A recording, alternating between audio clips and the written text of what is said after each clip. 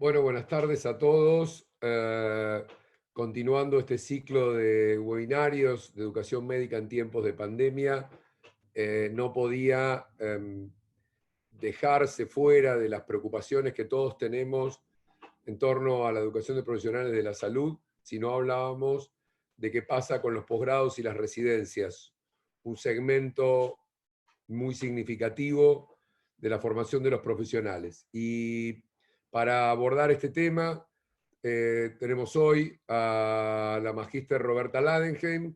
Roberta es médica, es formada como internista, pero también magíster en educación de profesionales de la salud, que se desempeñó como coordinadora de formación de recursos humanos en salud en la Dirección de Capital Humano en el Ministerio de Salud de la Nación, y hoy es directora de posgrado del Instituto Universitario del Hospital Italiano de Buenos Aires. Suficiente autoridad como para contarnos un poco qué es lo que está pasando con los posgrados, con las residencias, qué es lo que ocurre en el mundo y qué es lo que nos preocupa y podemos buscar soluciones en conjunto. Roberta, todo tuyo. Ahí vamos. Como dijo Marcelo, me toca específicamente hablar en esta serie de webinarios sobre educación médica en tiempos de pandemia, sobre qué hacemos con los posgrados y qué hacemos con las residencias en lo particular. Específicamente a lo largo de esta presentación quisiera, por un lado, hablar de cuál es el desafío de la formación en educación médica en el contexto de la pandemia, retomando lo que venimos viendo en los últimos 3 webinarios, y hacer algunos comentarios sobre cuál es la especificidad particular que este desafío tiene en la formación de lo que llamamos los posgrados. Después comentar cómo es la toma de decisiones, cuáles son las decisiones complejas que hay que tomar desde la gestión educativa de los posgrados en este contexto tan particular y en qué nos basamos para esa toma de decisiones. Comentarles algunas cosas con respecto a qué es lo que hemos hecho y ver qué es lo que funcionó y qué es lo que no, con la idea de recalcular y volver a plantear. Y finalmente plantearnos la posibilidad de que esto sea una oportunidad de aprendizaje, pensando qué es lo que va a quedar para el post-pandemia y qué nos cuestionamos sobre todo de cómo hacíamos las cosas antes. Entonces, ¿qué desafíos implica la pandemia a nivel educativo? ¿Qué desafíos implica la pandemia a nivel educativo para las universidades? ¿Y qué desafíos implica específicamente en la formación de posgrado? Sin duda, este es un contexto de enorme dinamismo e incertidumbre donde se ha producido una gran disrupción. Esto significa, las cosas no van a ocurrir como pensábamos que iban a ocurrir. Estamos en una situación de gran necesidad de cuidado, de enorme riesgo, donde tanto sociedad, alumnos, docentes como no docentes deben ser cuidados y considerados en todas las decisiones. Estamos aislados, con necesidad de contacto social y también con necesidad de tomar medidas que contribuyan al bienestar psicológico, que como ya se han visto en muchísimas encuestas, estamos todos afectados. Al mismo tiempo se ha visto una brusca y repentina limitación de la posibilidad de realizar actividades presenciales, es decir, que no podemos continuar con las prácticas educativas habituales e históricas, y esto ocurre además en nuestro país y en otros en el momento en el que se iba a producir el ingreso de nuestros graduados a las residencias del equipo de salud. Tanto docentes como estudiantes en las profesiones de la salud, en la formación de posgrado, nos encontramos abocados a la práctica asistencial. Esto nos está atravesando. Y además tenemos que acompañar regulaciones sanitarias y educacionales de nuestro país. Entonces, en este sentido, ya hablamos del desafío de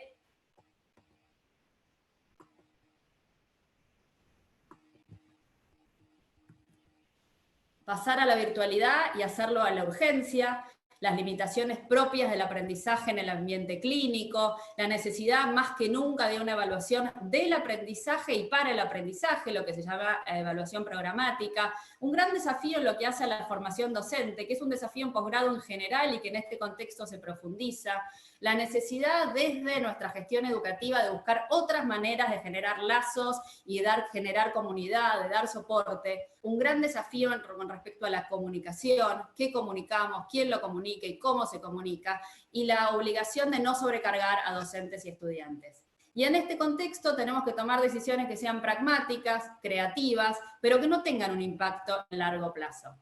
Cuando hablamos muchas veces del continuum de la formación, quiero hablar específicamente de lo que es la formación de posgrado, donde incluimos en los posgrados nuestros graduados recientes. Hoy sabemos que hay cerca de 6.000 egresados de la carrera de medicina habilitados para ejercer la medicina que aún no están en un sistema que los proteja y que los supervise, como son los sistemas de residencias. Siguiendo por la formación de especialistas, donde entre otros caminos para acceder a la certificación como especialistas en nuestro país están las residencias médicas, pero sabemos que no es el único, y después la formación profesional continua. Y en este gran continuum tenemos diversas propuestas, tanto cursos o jornadas presenciales, cursos virtuales, carreras de especialización no asistenciales, residencias del equipo de salud y carreras de especialización asistenciales, y las nombro juntas, convencida de que cada día vamos a lograr que estos dos caminos se acerquen y que ambas logren adquirir los beneficios que tienen las demás, y las maestrías y doctorados. Nuevamente la presentación no me acompaña, más paciencia. Y solamente para hablar del gran impacto que tienen las decisiones que tomemos, cuando hablamos, por ejemplo, de los alumnos de posgrado del Hospital Italiano de Buenos Aires, solamente para tener un ejemplo, vemos por un lado que tenemos 50 programas de residencia y 21 de becas adscriptas, 195 becas de perfeccionamiento, es decir, 1.000 residentes, de los cuales un 63% son mujeres, 6 programas de maestría con cerca de 600 alumnos, un programa de doctorado, 22 carreras de especialización asistenciales y 2 carreras de especialización no asistenciales, y durante el año 2019 hubo un total de cerca de 7.000 alumnos en cursos y jornadas. Y estos destinatarios de nuestras propuestas de formación están atravesados por la pandemia de distinta manera. Es decir, provienen de distintas profesiones, tienen en este momento distintos roles, algunos están en la primera línea de atención del COVID, algunos están en trabajo domiciliario y son mujeres, y vemos la gran feminización, no solo en las propuestas de formación de grado en nuestro país, como se habla, sino también en el posgrado, y muchos están lejos de sus países de orígenes. En este sentido, además, vemos que las propuestas de posgrado son absolutamente heterogéneas en sus modos de capacitar, sus métodos pedagógicos y sus objetivos de aprendizaje. Y sabemos que algunas propuestas responden a modelos más aplicacionistas y transmisivos, mientras que otras tienen modelos implicativos y reflexivos. Y conviven en el posgrado prácticas profesionalizantes con desarrollo de competencias profesionales, propuestas destinadas a la reorientación de perfiles o la reconversión, propuestas destinadas específicamente al desarrollo de aprendizajes, prácticas y procedimientos concretos vinculados al uso de tecnologías, y otras propuestas más academicistas, donde el objetivo más fundamental tiene que ver con la actualización de saberes teóricos. Y traigo un trabajo del Medical Teacher del 2019 que habla del desarrollo profesional continuo y que propone que los programas de desarrollo profesional continuo deberían salir de la transmisión pasiva de conocimiento y utilizar los principios del aprendizaje de los adultos para intentar lograr cambios en las prácticas de sus participantes. Entonces, cuando hablamos de modificar nuestros posgrados, hablamos de este universo de destinatarios y de este universo de propuestas educativas. Mi cara es que sufro cada vez que no se mueve la presentación.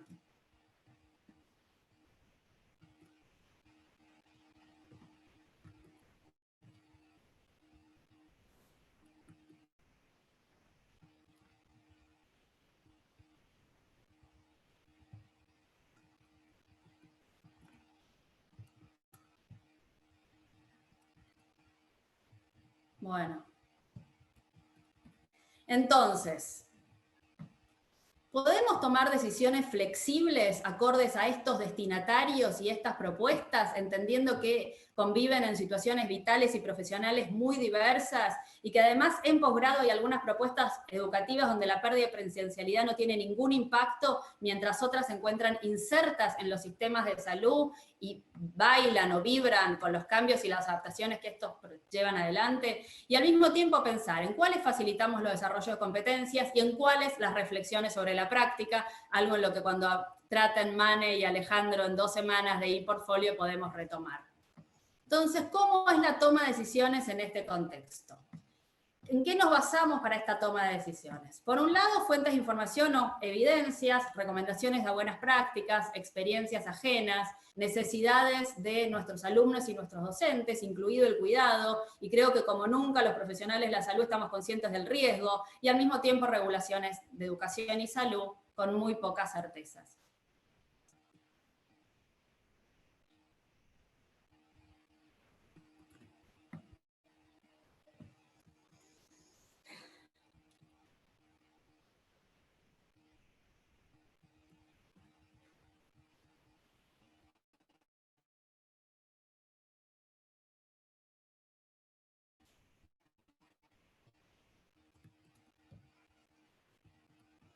Entonces, trabajo del medical teacher de cómo tomamos decisiones durante la pandemia, con la idea de que hay que tomar decisiones que implican elecciones y sacrificios, con la idea de que acá va a haber alguna forma de pérdida. Y en este sentido, ¿qué programas y prácticas deben continuar igual pase lo que pase? Es decir, por ejemplo, ¿qué experiencias clínicas son esenciales para la práctica que nuestros profesionales tienen que llevar adelante hoy?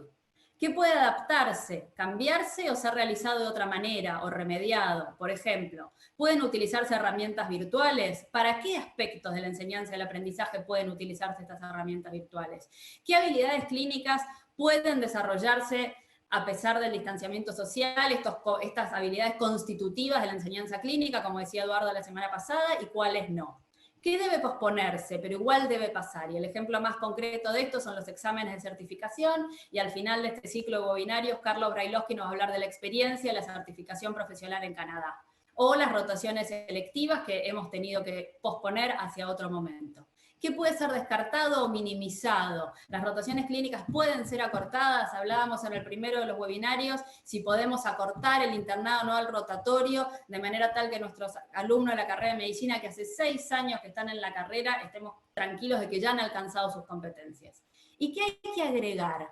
¿Qué demanda o necesidad educativa concreta se produce en este momento? ¿Qué capacitación específica en COVID-19? ¿Qué capacitación específica en epidemiología, en salud pública, en entrenamiento sobre equipamiento de protección personal, en telemedicina? Tenemos que reorientar nuestros esfuerzos para capacitar personal que está lejos de la asistencia en primera línea, pero para que puedan dar respuesta al COVID. Y el artículo propone que la educación médica debe realizar un triage de sus recursos a todos los niveles durante la pandemia. Algunas actividades deberán ser suspendidas, algunas deberán continuar, otras adaptadas y otras agregadas. ¿Qué es lo que hizo el mundo? ¿Qué experiencias tenemos del resto del mundo? El mundo tomó decisiones sin precedentes en graduación, ingreso a residencias y certificación profesional.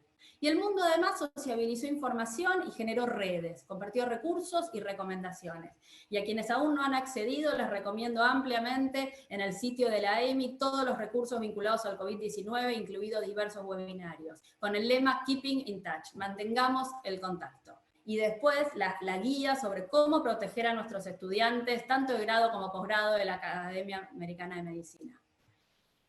La Medical Teacher también sacó ya sus 12 tips, y los 12 tips tienen como objetivo pensar cómo podemos sostener la educación basada en competencias durante la pandemia. Y sugieren anticipar el impacto, mantener la seguridad de los pacientes y los alumnos como una prioridad, enfocarse en el bienestar de alumnos y educadores, prevenir el burnout, mantener todo lo que se pueda, maximizar experiencias que hoy se están llevando adelante, modificar lo que se deba, innovar, adaptar nuestras sesiones utilizando tecnología, considerar estrategias adaptativas para el aprendizaje. Y con esto se refieren, ¿hay recursos disponibles del resto del mundo que podamos tomar, que tal vez antes no lo hacíamos, pero que hoy se apliquen a nuestras necesidades?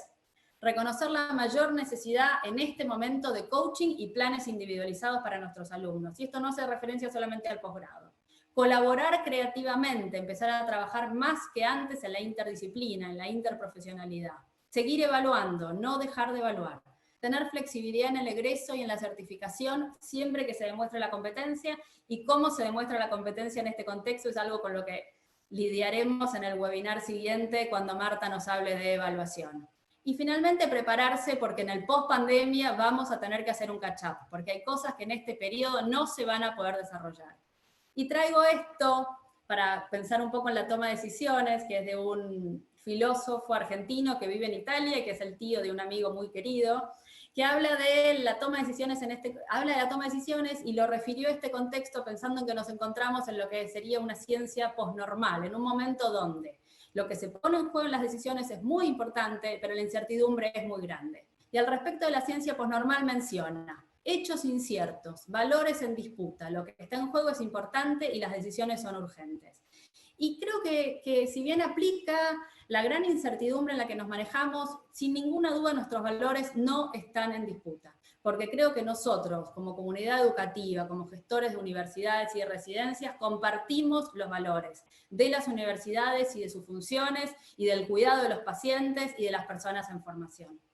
Entonces les quiero compartir un poco qué es lo que hicimos. Como institución universitaria generamos un comité de crisis, un plan de continuidad académica, y tuvimos que gestionar una universidad de manera virtual. El Departamento de Educación brindó soporte tecnopedagógico a la virtualización de todas las propuestas educativas que debían ser virtualizadas, ahora voy a hablar con qué criterios, y generó un plan de formación docente para que esto se pudiera llevar adelante. Además, se produjo contenidos libres, educativos, disponibles para toda la comunidad, se generaron dispositivos específicos y además quisimos evaluar.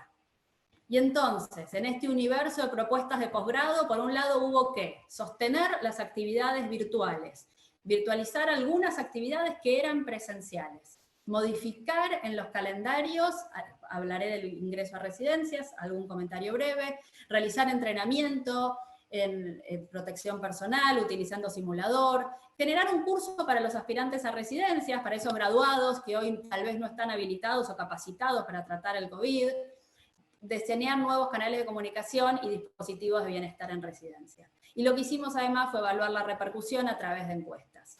Tanto la Universidad Nacional del Sur como el Instituto Universitario del Hospital Italiano hemos desarrollado materiales educativos para los aspirantes a residencias o para los egresados, para que dispongan de las competencias básicas en la asistencia inicial del paciente.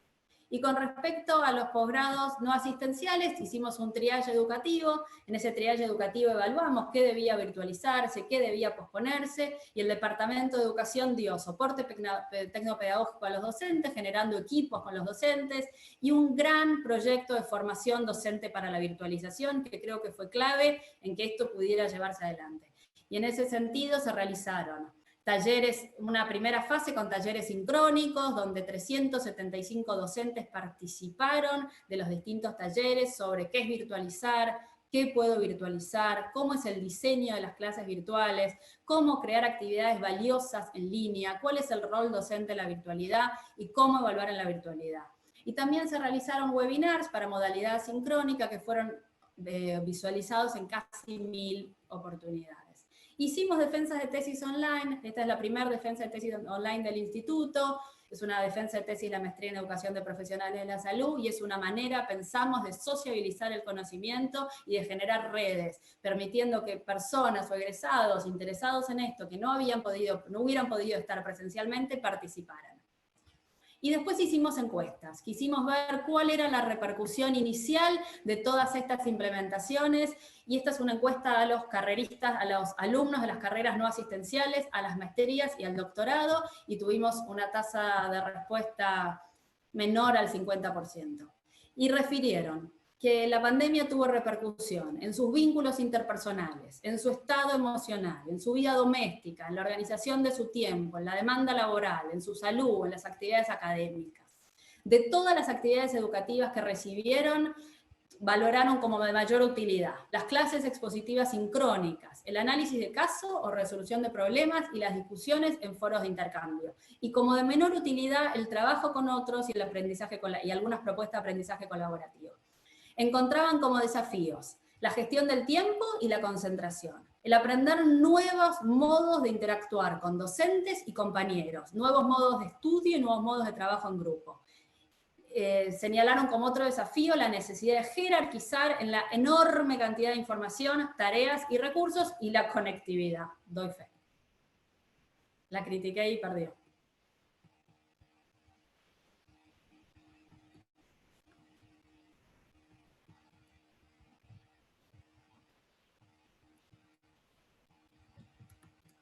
sugirieron flexibilizar los tiempos, evitar la simultaneidad en las propuestas, tener precisiones sobre cronograma, comunicaciones y tareas, incrementar los encuentros sincrónicos, pero breves, dejarlos grabados y generar recursos gráficos con audio y videos. El diálogo personalizado, individual, entre docentes y alumnos, y a futuro una instancia que permita revisar qué cuestiones deben ser remediadas.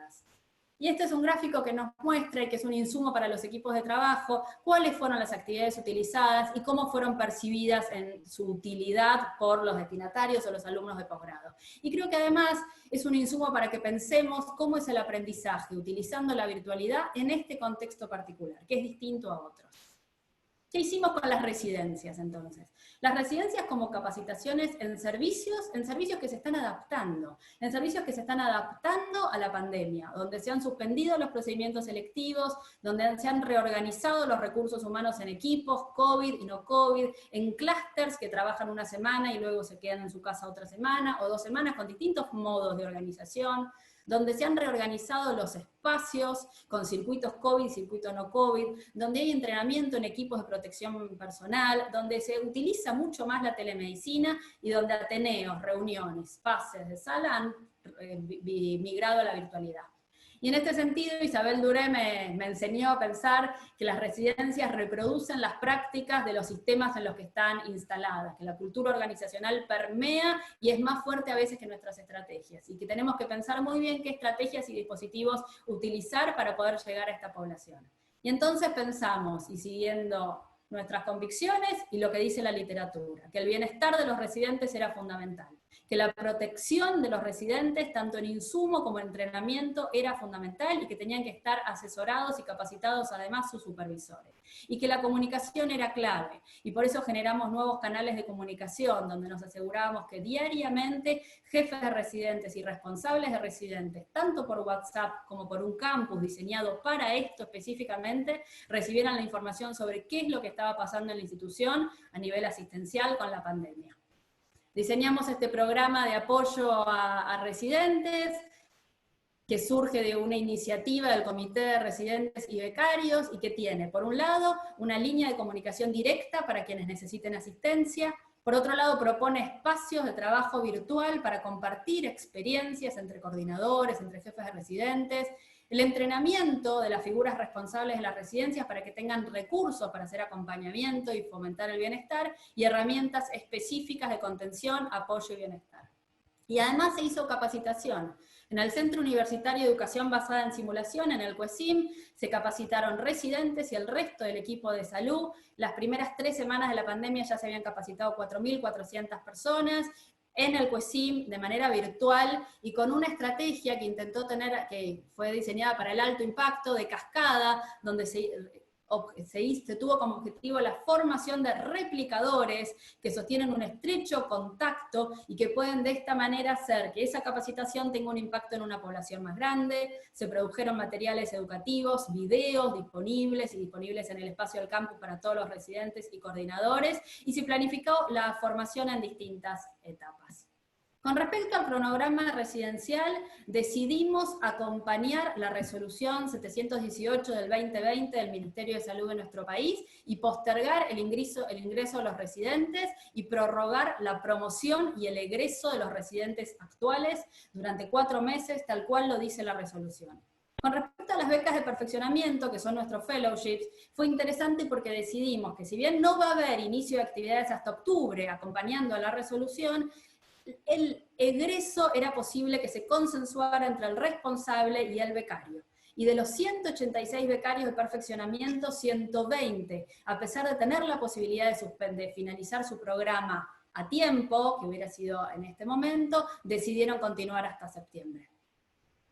Hicimos entonces una encuesta a residentes y becarios para ver cómo estaban recibiendo estas intervenciones y qué necesitaban. Y de 642 residentes y becarios, tuvimos una tasa de respuesta del 75%, 481.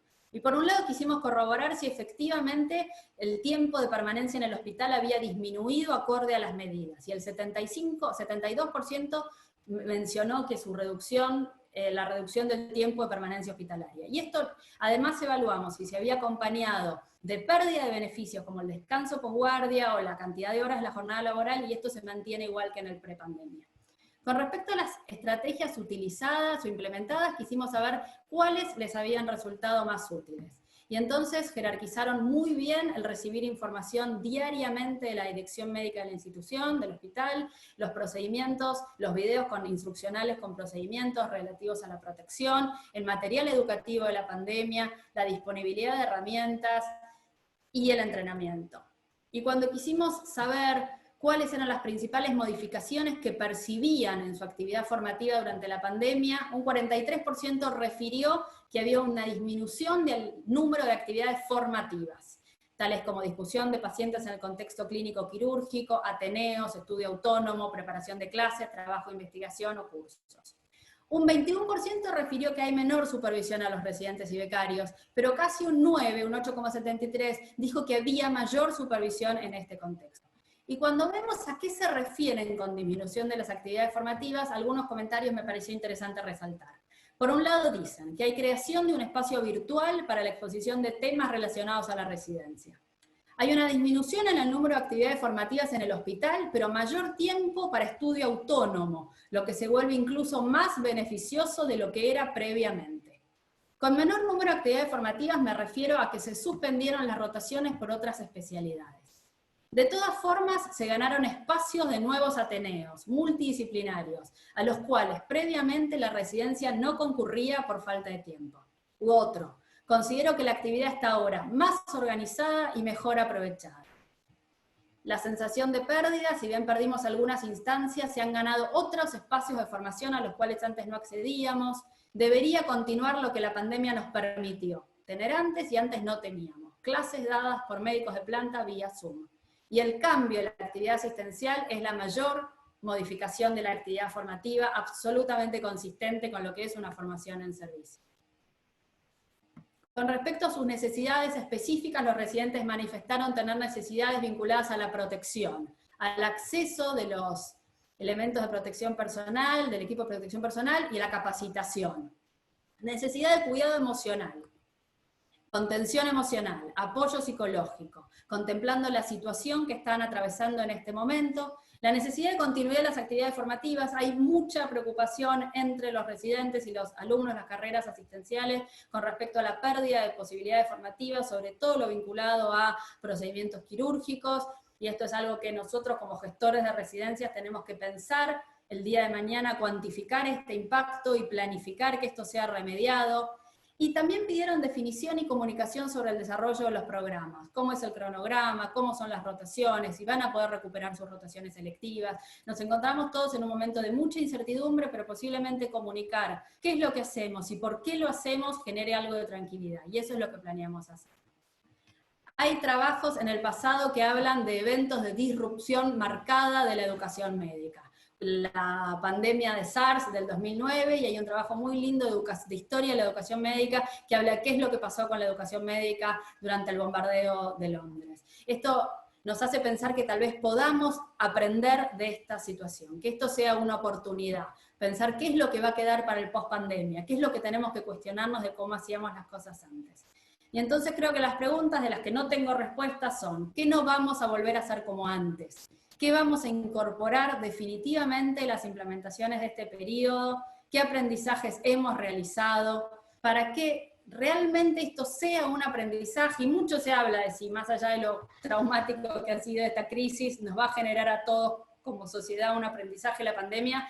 Seguramente para que esto sea un aprendizaje tienen que cumplirse algunas condiciones. Y creo que entre ellas está la reflexión, que revisemos nuestras propias prácticas y que nos esforcemos por construir conocimiento con otros. Y entonces creo que acá hay oportunidades. Disminuir las presencialidades que fácilmente pueden sustituirse y enriquecerse en la virtualidad, repensar, transformar prácticas tradicionales y anquilosadas, orientar hacia el desarrollo de las competencias en los casos en los que esto sea el objetivo que debemos tener o hacia la reflexión, ampliar el acceso a la información, sociabilizar, democratizar el conocimiento, que eso creo que es una ganancia sin duda, y sobre todo fortalecer redes y espacios de colaboración. Y por eso quiero agradecerles mucho este espacio que estamos sosteniendo con tanto acompañamiento y tanta paciencia a las dificultades tecnológicas.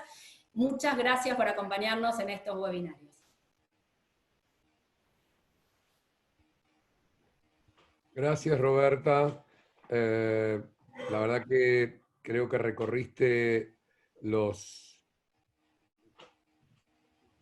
aspectos que a todos nos preocupan, las dudas que todos tenemos, pero en muchos casos, más allá de que al final decís que no tenés respuestas, creo que nos fuiste dando una serie de respuestas a lo largo de la presentación que nos son sumamente útiles. Y por supuesto abrimos ya las preguntas en el chat. Yo fui recolectando algunas cosas que fueron apareciendo durante tu presentación para que no hagamos un bache con las preguntas.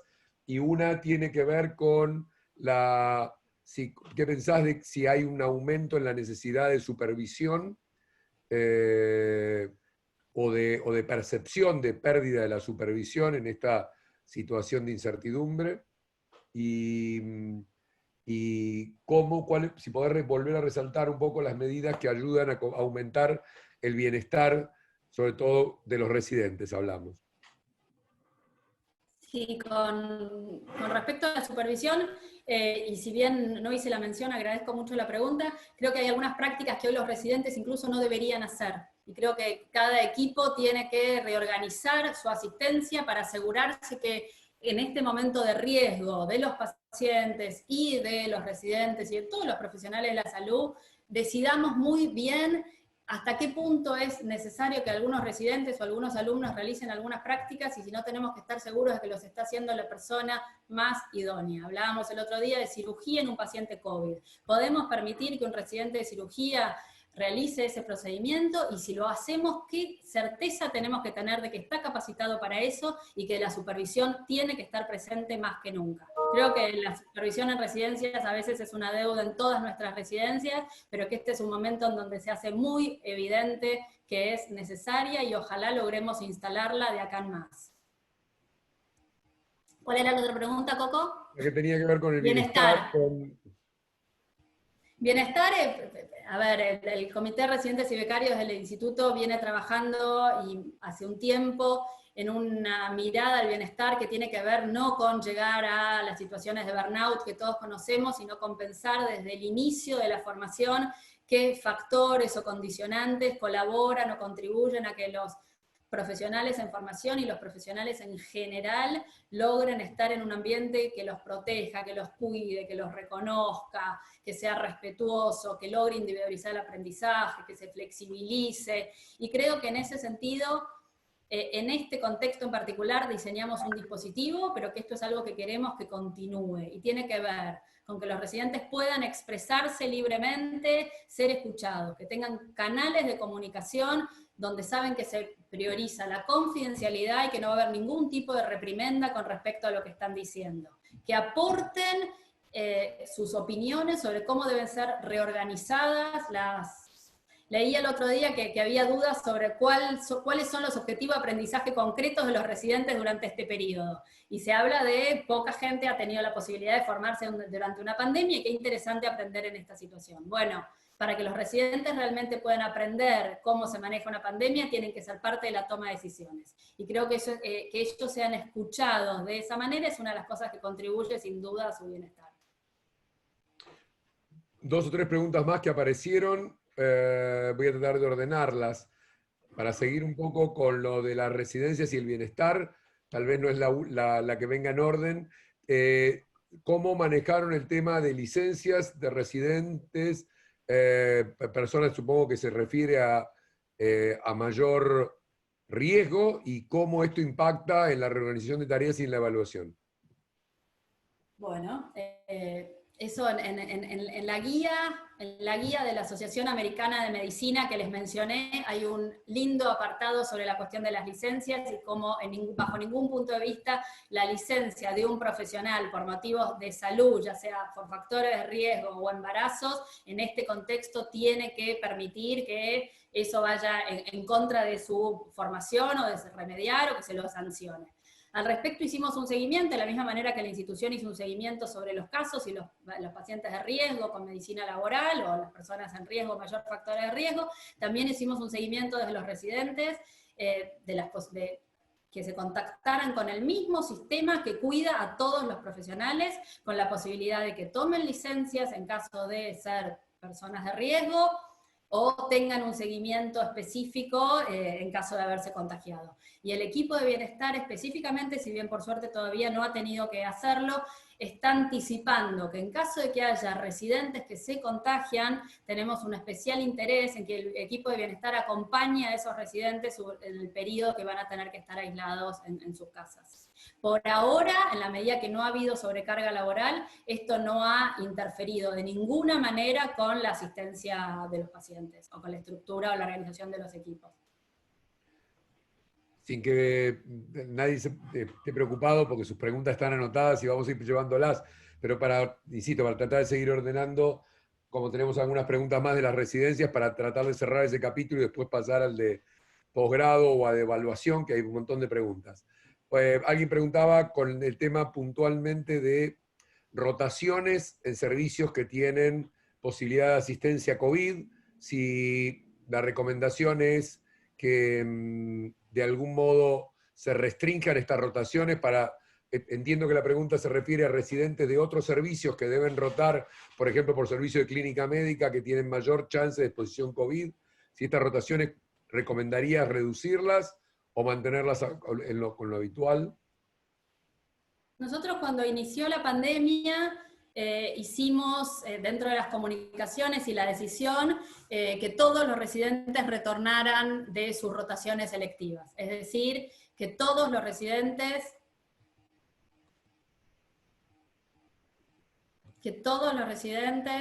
volvieran a sus servicios.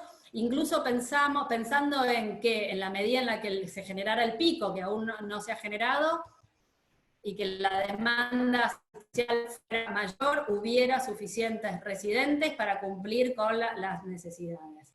En principio, la única situación que genera cierta tensión tuvo que ver con la prórroga de egreso o de promoción, porque residentes de primer año que estaban rotando, o residentes, por ejemplo, en las especialidades clínicas que hacen un primer año de clínica médica y luego tienen que pasar a su especialidad, acompañando la resolución ministerial de prórroga de promoción, continúan en ese primer año de clínica.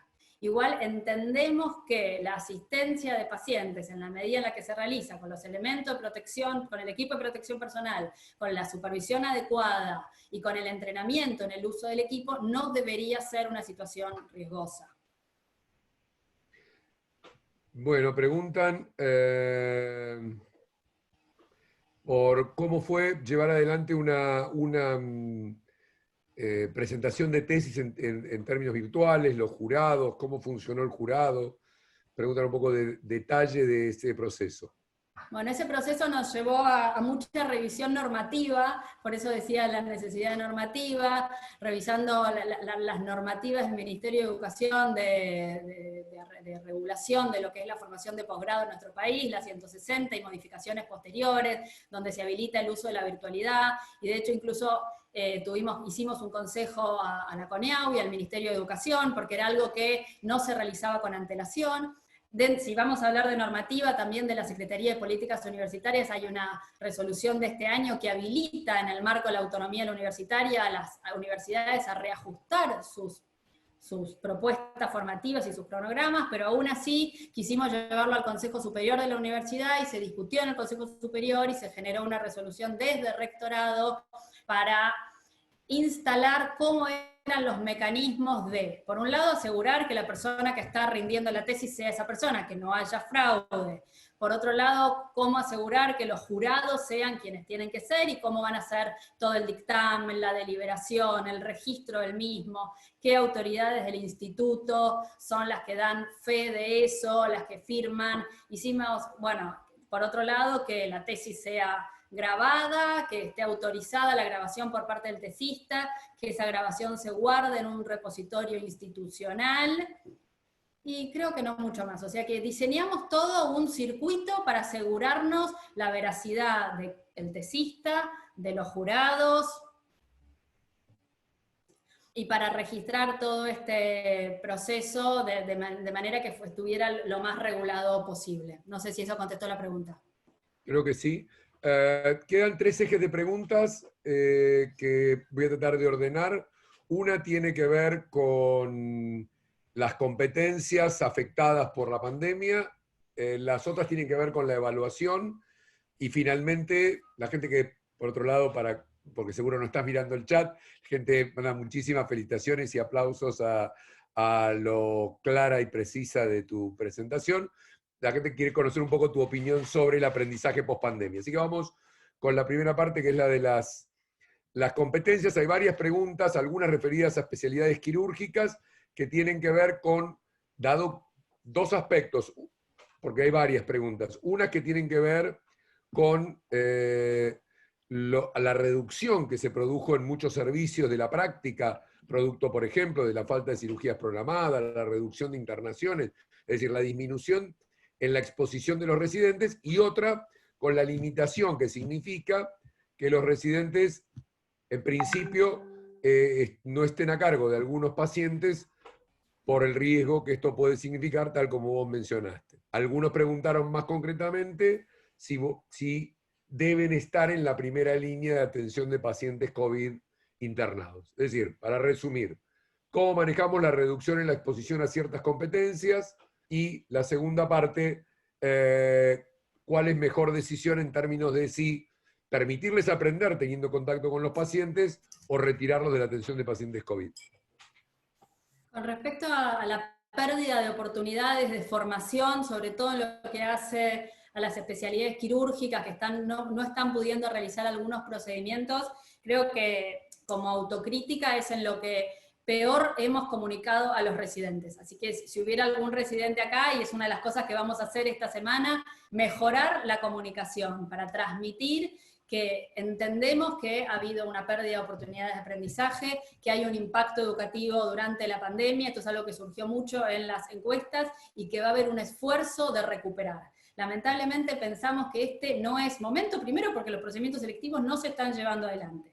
La prórroga de promoción, incluso pensar si a futuro nuestras residencias van a terminar más tarde, porque incluso se está barajando la posibilidad de que el calendario de residencias quede modificado. Esto obviamente es una decisión de todo el sistema de residencias en su totalidad y no nuestra, pero si así fuera, creo que es importante que todas estas personas en formación sepan que van a tener una posibilidad, y hablábamos del catch-up post-pandemia, y que su formación no se va a ver, su formación en global, de acá a su 4º año de residencia, no se va a ver perjudicado en este sentido, sí, en el sentido de que va a haber sido una formación más larga, que van a haber tenido que dedicar 4 meses más a su formación, pero que hay que medir, cuando todo esto termine hay que medir muy claramente el impacto y poder remediar todo lo que no se haya logrado alcanzar como objetivo de aprendizaje. Con respecto a si los residentes tienen que hacer asistencia, yo tengo muchos dilemas al respecto, y creo que sin ninguna duda no tienen que hacerlo si no están dadas las condiciones de seguridad, pero en la medida en la que se generan insumos, recursos, entrenamiento, supervisión adecuada, los números muestran que en esos contextos el riesgo de los profesionales de la salud es menor. Leí mucho sobre si los alumnos tienen que hacer asistencia, a mí me pareció un despropósito, pero incluso en la literatura internacional hablan de qué medidas tomar con alumnos, y que los alumnos del internado rotatorio tienen en este momento una oportunidad de aprendizaje única. Y en ese sentido, tal vez la pandemia, en la medida que sepamos capitalizarla, sea una oportunidad de aprendizaje donde hay que poner en la balanza cuál es el riesgo y cuáles son los beneficios.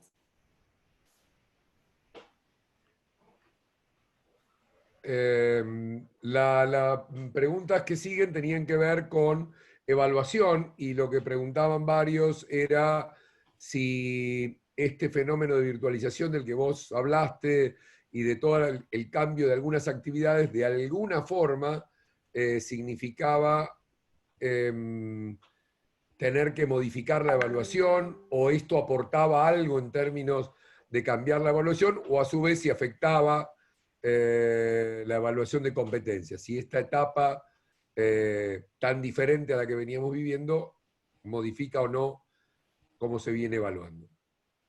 Me parece que tal vez es un poco pronto para responder eso, porque nosotros lo que hemos hecho sobre todo es evaluación del impacto en los alumnos, y que para poder decidir qué es lo que vamos a evaluar del aprendizaje, vamos a tener que tener un poco más en claro estas propuestas formativas que estamos instalando en este momento, qué aprendizaje generan.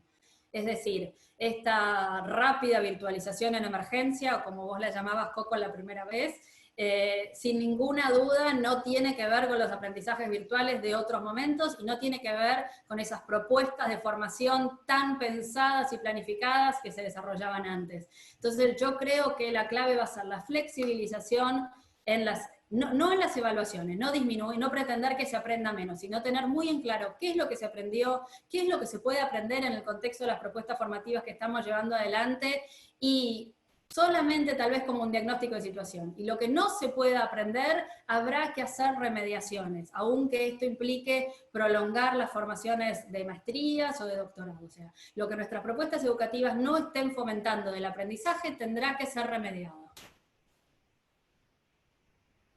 Y había toda otra línea de preguntas que tienen que ver con qué es lo que vos crees que esto nos va a dejar como ejes que van a ser trasladados a la pospandemia. Aquellas cosas que vos, probablemente, ya digo, nadie te está pidiendo, creo, por lo que uno leía en el chat, evidencia de esto, pero sí, en tu percepción y con tu experiencia, qué cosas de las que hoy han pasado a la virtualidad son aprendizajes que debemos incorporar para la pospandemia. ¿Qué es lo que en este tiempo que viene recorriéndose, que ya no es tan poco, vimos que funciona, es bueno y puede ser trasladado a la pospandemia?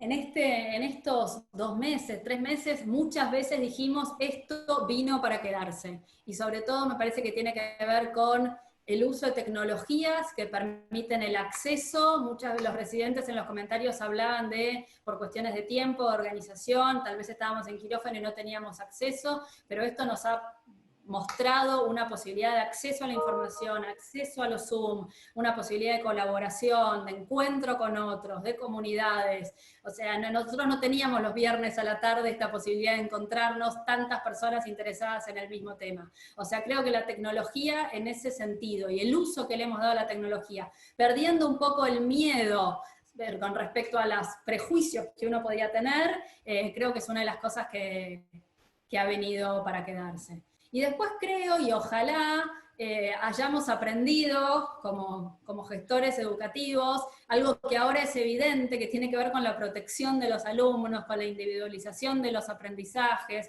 con el reconocimiento de cómo algunos factores personales, vitales, atraviesan la formación, porque realmente estas dificultades familiares, de salud, vinculares, de conectividad, las hemos tenido siempre, no en esta magnitud.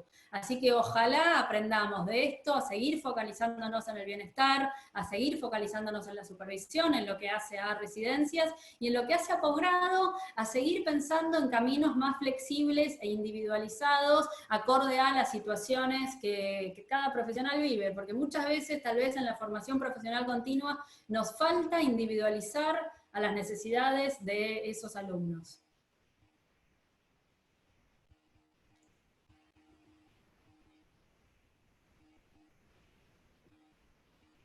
Fantástico, Roberta. Creo que se han cubierto, no sé si alguno de mis compañeros, Alejandro, ha registrado alguna cosa que se nos haya escapado para reportar como pregunta. No, justamente en esto que planteabas de lo que se agregaba, había alguien que preguntaba, dice, bueno, esto que se agrega y esto que se puede sumar a los programas, ¿cómo hacer para sostenerlo cuando se vuelva a una situación más cercana a lo que se vivía previamente, con una actividad febril en los servicios y con algunas estrategias nuevas incorporadas que planteabas esto? ¿Vos lo ves como una dificultad? No, yo creo que vamos a tener que encontrar un equilibrio, porque en esos comentarios que yo les traía de las encuestas a residentes, cuando algunos hablan de ahora por suerte puedo tener 5 clases por día por Zoom, uno piensa, ¿esta es la formación, la capacitación en servicio o las residencias tienen que ver con la práctica supervisada, con docentes, con objetivos y todo lo que sabemos de la capacitación en servicio.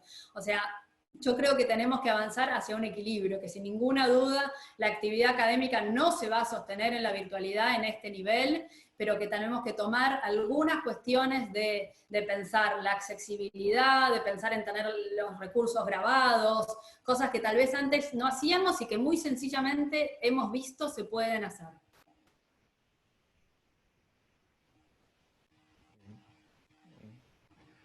Bueno, Marcelo. Hay una pregunta más que ya me la habían hecho y yo me la salté, pido disculpas, que es si el formato de la encuesta, es posible que la gente cuente con qué preguntas se hicieron en esta encuesta. Hay gente que quedó muy Sí, interesada con reproducir la encuesta. la encuesta fue un producto del área de evaluación institucional, que es un área dentro del Departamento de Educación, que trabajó en conjunto con nosotros desde posgrado, pensando cuál era la mejor manera de indagar los efectos de todo esto, tanto en los carreristas no asistenciales, maestrías y doctorados, como en los residentes, y esta se complementa, que todavía no pudimos traer resultados, con otra encuesta hecha a los responsables de estas residencias, pensando en tener información en espejo que nos permita colaborar en la gestión de las residencias, dando respuestas a las necesidades de los residentes y viendo también algunas cosas cómo fueron planificadas. Así que desde ya toda la intención es generar recursos que podamos compartir y los resultados también, mucho más profundos de lo que yo presenté hoy, también los vamos a sociabilizar, porque pensamos que son interesantes para que otros piensen estos mismos procesos.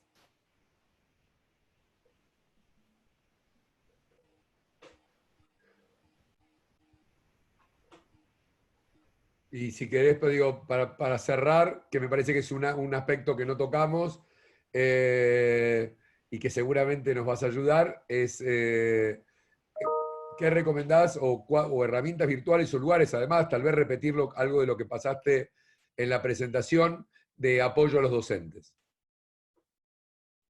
De herramientas para formación de los docentes en este contexto o para dar desarrollo, algunos aprendizajes para docentes en este sentido. Si estoy compartiendo pantalla, ven que mi conexión a internet es inestable. La primer medida que se realizó en el Instituto Universitario, y creo que esto es un mérito enorme del Departamento de Posgrado, tuvo que ver con la capacitación docente. Y si bien yo mostré exclusivamente lo que fueron los webinarios, y las actividades, bueno, los webinarios y las actividades asincrónicas, se acompañó de todo un espacio en el campus donde los docentes tuvieron tutorizados en su desarrollo de distintas propuestas educativas. Creo que es el momento, y eso también es algo que me olvidé de decir, gracias, creo que eso también es algo que ojalá haya llegado para quedarse, que tiene que ver con el trabajo muy en conjunto entre el soporte tecnopedagógico y los contenidistas, los docentes disciplinares. Creo que eso mejora la calidad de las propuestas, y que estos docentes que muchas veces como docentes, tal vez no tanto en residencia, pero sí en nuestros posgrados, llevamos adelante distintas propuestas educativas sin tanto soporte pedagógico, creo que lo necesitamos y que ese trabajo y esa visión en equipo de cómo utilizar la tecnología para maximizar, de cuáles son los resultados de lo que estamos llevando adelante, me parece que es clave.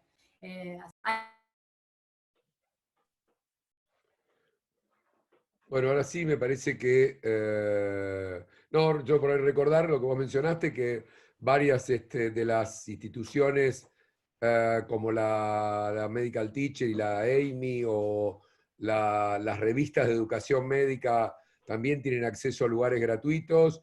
El AMCC, ¿crees? Bueno, no me voy a acordar la sigla, que es la Asociación Americana de escuelas de medicina, también tiene una página muy interesante. Digamos, creo que hay una serie el conjunto de escuelas de medicina canadiense también. Creo que hay muchas y muy buenas